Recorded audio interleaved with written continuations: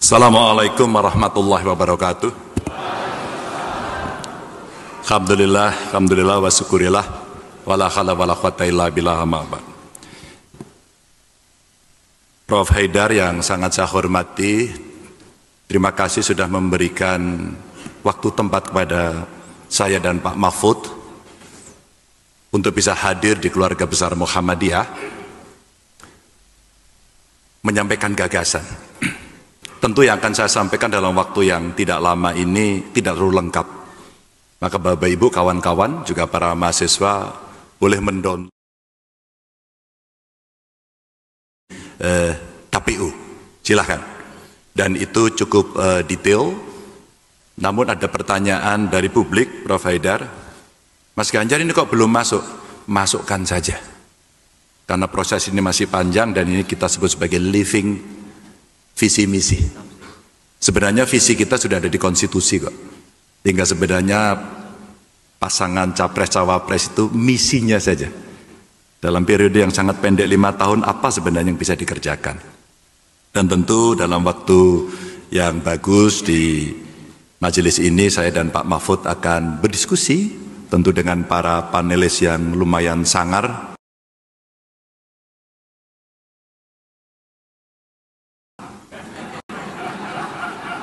Karena Prof. Muti tadi menjampaikan ini pengalamannya banyak, kapasitas intelektualitasnya tinggi, mesti sangar ini kira-kira gitu. Dan tentu saja saudara keluarga Muhammadiyah yang sangat saya hormati dari Aisyah, ibu-ibu terima kasih sudah hadir. Karena saya agak nervous datang ke sini, maka saya diantar oleh partai pengusung saya. Ada dari PDI Perjuangan, dari Perindo, P3, Hanura. Masih kurang mantep, saya diantar oleh para relawan. Karena ini forum harus serius ini, mesti kita agak berdebat-debat menyiapkan ini. Mana yang harus saya seleksi? Ada Pak Tafsir, Pak ini spesial Pak. Kalau Pak Tafsir ada saya sapa khusus ini Pak. Ini hampir 10 tahun saya ngaji sama beliau, diajari banyak hal. Dan Bapak Ibu yang sangat saya hormati semua, yang sangat saya sayangi. Saya mengambil judul ini tentu atas dasar komunikasi kami dengan panitia, bagaimana ikhtiar kita untuk membangun Indonesia unggul. Kalau pembangunan selama ini sudah berjalan dengan bagus, maka mesti ada nilai tambah untuk bisa unggul.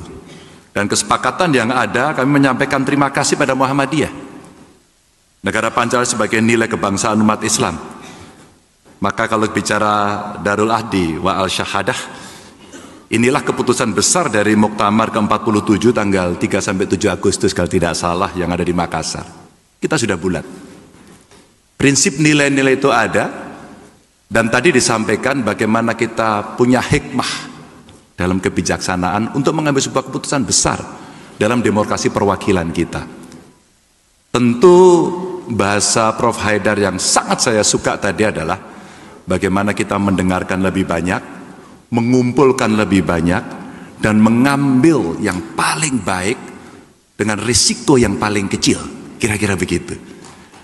Maka forum ini menjadi forum dialog capres-cawapres yang betul-betul berkemajuan, punya progresivitas, dan punya nilai yang lebih baik. Dan tentu saja sumbangan pemikiran inilah yang coba kita sampaikan bagaimana negara hadir dengan dasar Pancasila, dan ini menjadi konsensus nasional. Ada syahadah gitu, mesti disepakati, dijanjikan, dan kita mesti bersalaman. Maka tidak ada lagi yang berbicara soal ini karena tantangan yang di luar.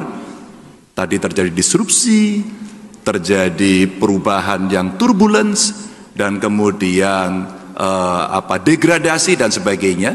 Maka setiap negara akan memposisikan dirinya dalam perubahan yang sangat dahsyat ini. Lanjut. Maka Bapak Ibu, kami ingin bercerita pada beberapa hal. Yang pertama, sebagai sebuah fondasi toleransi saya mulai karena inilah yang menjadi modal dasar. Kenapa? Kita punya Bhinneka Tunggal Ika. Negara kita besar sekali. Saya pulang dari Papua kemarin menengok beberapa tempat di Papua. Saya tanya, kakak, Pace Mace, kenal tidak sama orang itu? Oh, saya kenal. Bahasanya sama? Oh tidak, kita beda suku, beda bahasa. Terus saya cerita, saya pernah diajarkan sama orang Papua. Katanya orang Papua itu Musa, muka sama. Oh itu orang Jawa yang lihat. Itu seperti kami orang melihat orang Jawa, mana yang Sunda, mana yang Jawa Tengah, mana yang Jawa Timur. Kami melihat juga sama. Artinya apa? Betapa perbedaan yang kaya dari suku, agama, ras, golongan inilah yang kemudian melahirkan Bhinneka Tunggal Ika. Sepakatnya selesai. Negara kesepakatan selesai. Yang kita hadapilah ke depan. Kalau ini diungkit-ungkit lagi, maka kita akan keluar dari kesepakatan dan kita disibukkan lagi pada konsensus yang sudah dibuat oleh para ulama, oleh para tokoh masalah. Kita generasi berikutnya akan melakukan. Nah, mengambil tiba-tiba pada apa yang menjadi spirit Muhammadiyah yang dirasakan betul-betul di mata. Mengambil dua hal selalu dengan hadirnya Muhammadiyah, pendidikan dan dua kesehatan. Dua hal yang untuk bangsa ini bisa melakukan lambungan yang tinggi. Nanti kita akan bicara soal bagaimana menanggulangi kemiskinan. Tapi rata-rata kalau dia miskin dalam desil 1 dan dia tidak bisa apa-apa, mohon maaf, dia miskin, dia penyandang disabilitas, dia sudah lolo itu apa ya? Lolo itu hidup sendiri begitu. Maka Undang-Undang Dasar punya kewajiban untuk memelihara, dan dia tidak bisa apa-apa, maka silahkan dikasih BLT terus. Tapi ketika dalam keluarga itu masih ada satu potensi dari anggota keluarganya untuk bisa berkembang, maka pendidikanlah yang akan bisa mengubrak kemiskinan itu pendidikan. Maka di ulang tahun Mata Najwa kemarin kasih topi merah putih gambar logo pendidikan kita. Saya bilang siapapun yang menang harus ingat pendidikan. Muhammadiyah sudah mengawali tradisi itu. Pak Muti tolong dikoreksi. Angka ini saya kumpulkan. Sekolah di Dasmen Muhammadiyah itu 3.334. Mudah-mudahan betul. Kalau ada yang baru tolong disampaikan. Perguruan tingginya ada 174. Tadi saya dengan Pak Haidar bisi-bisi 3 perguruan tinggi Muhammadiyah besar itu ada di Jogja, ada di Solo, ada di Malang, dan punya hall yang gede-gede. Dan yang di Solo hallnya tang ya Pak ya, karena selalu ada amal usaha katanya. Makanya Pak Tafsir menjadi salah satu komisaris Bank Jateng.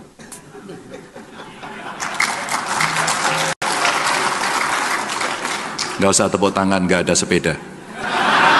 Ini hanya pemberitahuan. Ini hanya pemberitahuan. Karena ormas lain waktu itu tanya kepada Prof, Bu, tanya kepada saya, Pak Ganjar kenapa Muhammadiyah jadi komisaris? Gampang saja. Boleh. Besok pagi saya angkat. Cuman Muhammadiyah itu asetnya kurang lebih 2 triliun. Betul ya Pak ya? Yang berputar di sana. Kalau Anda mau, silakan. Anda komisaris juga gitu. Langsung mundur teratur. Jadi ini cerita amal usaha dengan modernitas pengelolaan. Saya sampaikan. Maaf dengan segala hormat saya, Pak saya minta. Tidak. Saya ngutang, ada achievement di situ, ada kinerja di situ yang ini ngaji saya sama beliau. Memang Pak Tafsir itu jago nafsir betul. Dan ada rumah kira-kira 119. Maka dalam konteks apa hubungannya merawat toleransi? Karena dengan pendidikan yang baik, karakter yang dibangun, budi pekerti yang unggul, tidak dari kecil, maka ini akan terbawa panjang. Dan itu adalah pendidikan. Maka pendidikannya dan kebudayaan itu sudah betul. Maka kalau kita lihat Bapak Ibu, ini saya kasih contoh satu saja, SMK Muhammadiyah di Serui Kabupaten Kepulauan Yapen. Perguruan tingginya juga banyak. Ternyata mayoritas siswanya beragama Kristen. Dan mereka tetap mendapatkan pelajaran itu dan kemudian mereka tetap belajar. Sungguh-sungguh spirit berkemajuan dan mencerahkan betul-betul terlihat. Tapi bagaimana kita merawatnya? Ini pengalaman. Merawatnya adalah silaturahmi antar kelompok agama. Terbiasa. Bahasa anak muda, sering-seringlah ngopi, sering-seringlah piknik. Pikniknya yang jauh katanya, biar pengalamannya banyak. Kamu, aku yang jauh katanya begitu. Kalau pikniknya jauh ke banyak negara, ke banyak dunia, bahkan mungkin ke bulan, ke antariksa, dia akan banyak lebih tahu. Nah, kalau banyak silaturahmi bisa mengetahui lebih banyak perasaan orang. Lalu meningkatkan toleransi inilah dengan silaturahmi orang akan saling mengenal, dan tentu ini permintaan banyak guru agama untuk tiap. Maka tidak ada yang merasa didinai, ditinggalkan. Maka cerita no one left behind dalam setiap kita membangun perencanaan pembangunan, ya representasinya harus bisa hadir. Meskipun tidak kafah bulat, tapi representasi itu selalu bisa hadir. Berikutnya, maka kalau kita melihat, saya akan lompat dari basis yang kuat itu, maka bagaimana kita membangun ekonomi. Tadi ada dikatakan ekonomi hijau, ekonomi biru. Tentu pada ruang-ruang diskusi yang lain kami pernah sampaikan.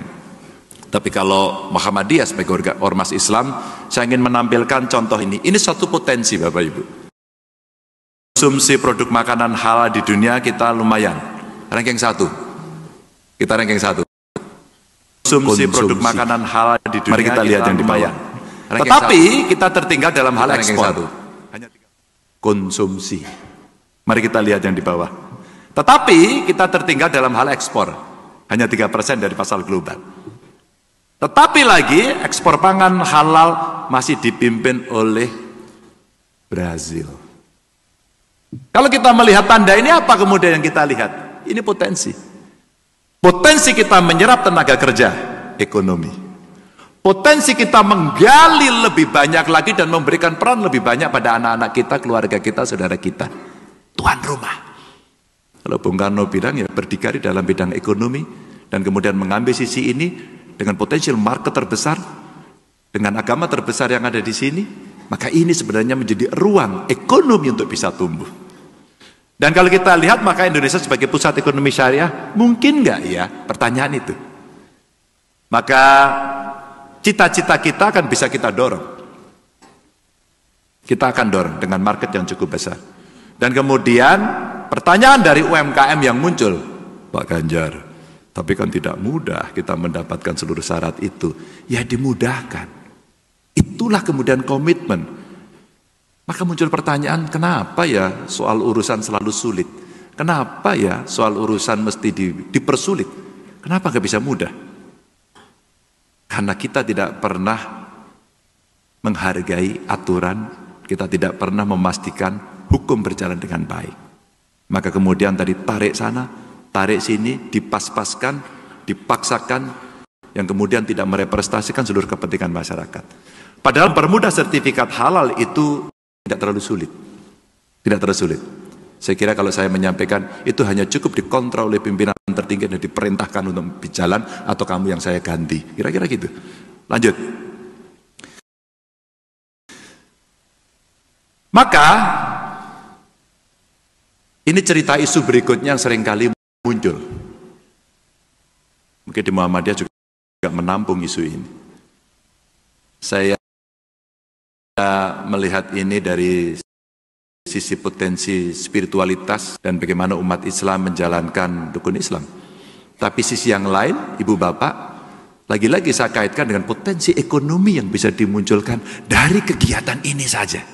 Mari kita lihat. Kemenak mengubah usulan biaya haji hari ini 94,3 juta. Kemudian bagaimana kita meningkatkan kualitas dan kuota haji dengan harga yang paling terjangkau. Kami bicara dengan para ekonom.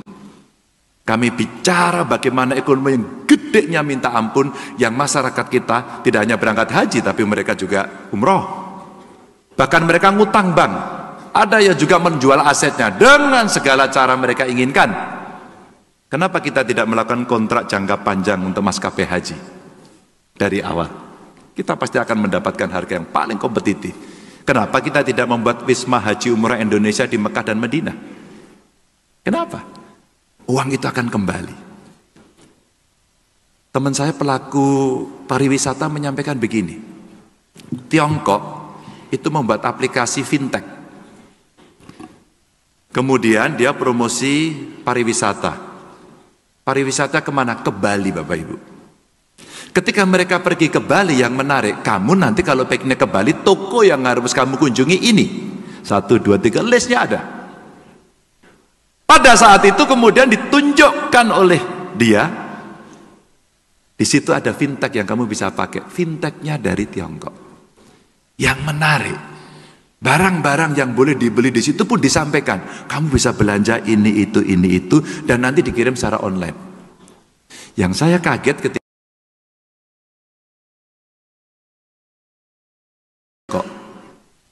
saya pikir rajutan, saya pikir baju di Bali, saya pikir ukiran.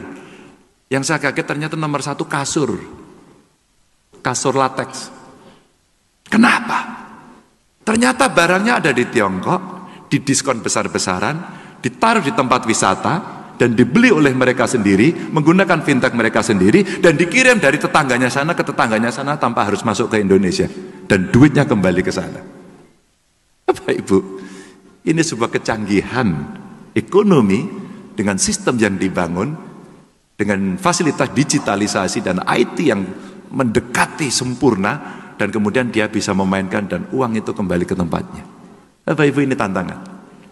Maka kalau kita bisa membuat wisma haji, umroh, berapa orang yang akan menginap di situ, dan itu menjadi PNBP kita kalau negara yang memiliki. Kalau swasta yang memiliki, maka itu orang Indonesia yang kira-kira akan membelanjakan. Juga kita bisa melakukan pengambilan sisa kuota dari negara lain, ini hanya butuh lobby saja. Dan perbaikan manajemen kuota daerah. Inilah angka-angka yang sebenarnya ada dari beberapa isu Bapak Ibu yang hari ini menjadi perhatian kita bersama, dan saya coba ambil dari sisi ekonominya. Berikutnya, jadi tadi yang diminta antara lain adalah soal HAM. Nah, HAM itu banyak aspek. Saya ingin mengambil aspek beberapa yang seringkali tidak dibicarakan.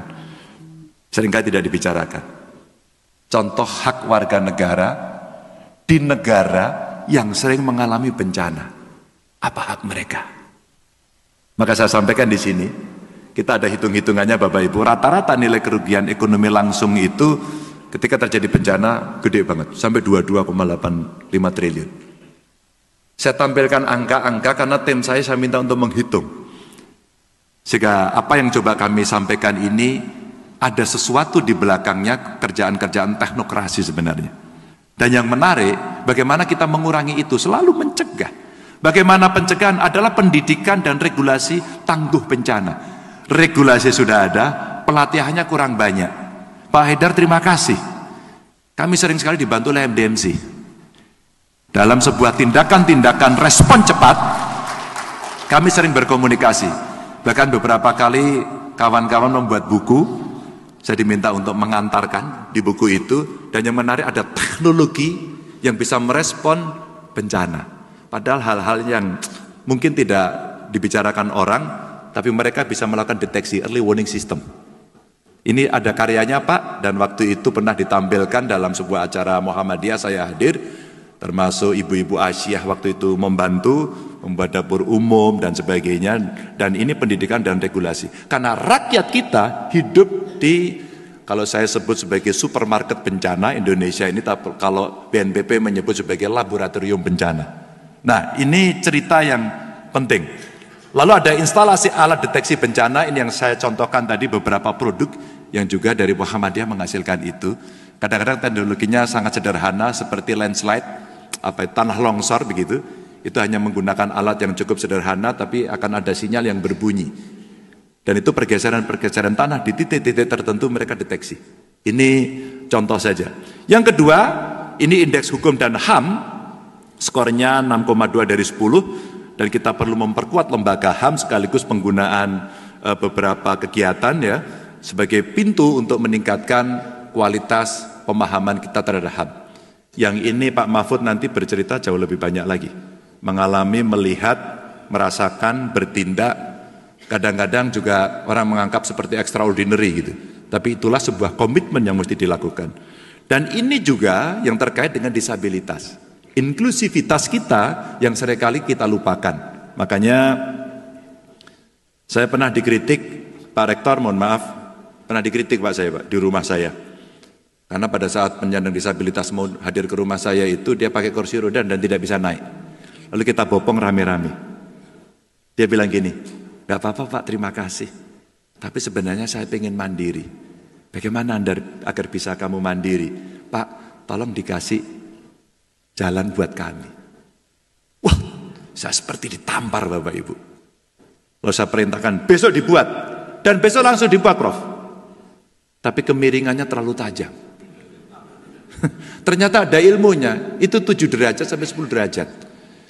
Maka saya kira di panggung ini juga penting dibuat itu. Maksud saya, tenang saja. Jadi nanti ada yang begitu. Tapi kalau langsung ke sini terlalu terjal. Ternyata ada ilmunya. Itu bergeser dari sana, miringnya ke sini, ya jadi panjang begini. Kalau masih tinggi miring lagi ke sana, terus kemudian naik ke atas. Ini ilmu yang saya dapatkan ketika saya berbicara dengan penyandang disabilitas. Satu aja. Tapi saya acungi jempol, acara hari ini ada orang yang menerjemahkan untuk kelompok tuli. Tadi saya lihat. Oh ini. Terima kasih. Di mana ya orangnya? Saya mau kasih salam. Ya dimanapun kamu berada. I love you lah pokoknya. Ini keren. Saya diajari orang, Pak Ganjar, IG-nya itu bagus Pak, tapi saya kelompok tuli saya tidak bisa tahu. Tolong Pak buatkan teks. Akhirnya teks. Inilah cara belajar kita untuk bisa memahami, karena itu hak yang mesti ada. Inilah penyandang disabilitas di bawah usia 60 tahun, Bapak Ibu cukup banyak. Ini perlu jaminan sosial, perlu sistem layanan kesehatan terpadu, juga termasuk ODGJ. Orang seringkali ODGJ dibuang dari satu kota ke kota. Saya dulu tukang pungut. Saya ambil, saya datangi, terus ada yang dipasung, kita copot pasungnya, kita paksa pemerintah, sekali lagi kita paksa pemerintah untuk melayani itu, suka tidak suka, mau tidak mau. Pak Haidar, Bapak Ibu,